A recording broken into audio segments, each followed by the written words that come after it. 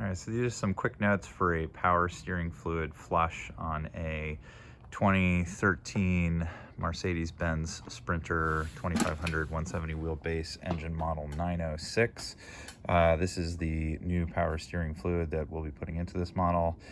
This is on the approved list from BEVO on the Mercedes-Benz page, which was moved a few months ago, but it's still out there. As difficult to read as ever, but if you want to use the Mercedes-Benz OEM stuff, it's number 326.3 for the 2013 model Mercedes-Benz. So you can buy that. It's about 25 bucks a bottle, and so is this stuff. It's about $25 a bottle. This is the Pentosin CHF 11S. As you can see, I got about 1 liter here. Yeah.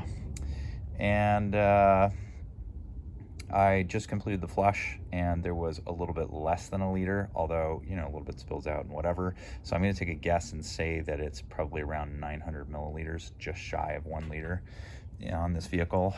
And so that's what we'll need to replace. The tank is right here.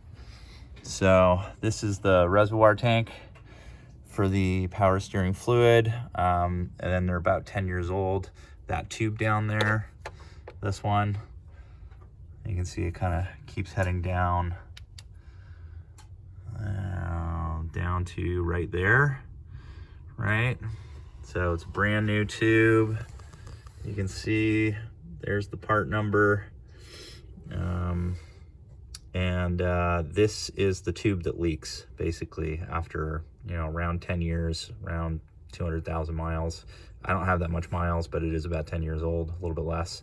And this tube starts to leak. So it starts dripping out of the reservoir here, and then it just kind of leaks all over the place slowly but surely. So got the new part number in there, got some tight screws on there, tightened them up pretty tight. We'll see if it leaks or not. We did the flush. So the flush came out of here, right? So we hooked up a tube to this port here, you know, where the screw is. Bright new screw, part number. So this is where we hooked it up. The tube came out, and this is where the power steering fluid comes out. So it comes out and then goes up and back into the reservoir here. And so that's how that works. And then once you've got the tube hooked on and draining straight down into a bucket, you can see there's a few drops down there on the cardboard. Once you've got a bucket down there and the tube going down into it, you jack up the vehicle and then turn the steering wheel left, right, with the key in the ignition to position 2.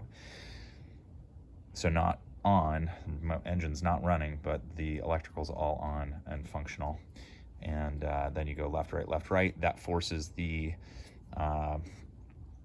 power steering fluid pump to come on, which, while we're here, I'll just point out the power steering fluid pump is immediately beforehand. It is that wheel down there. You can barely see it. Let me see if I can get in there a little bit better. Yep, that's it, down there. Yep, so that's it. That's the pump right there. So the fluid eventually winds up in there and gets pumped around and comes back out. And that's about it. So you do left, right. It flushes it all out. And then we're about to replace it with the new stuff. Should be about 1 liter, should be fine. Any questions, let me know. Okay, good luck.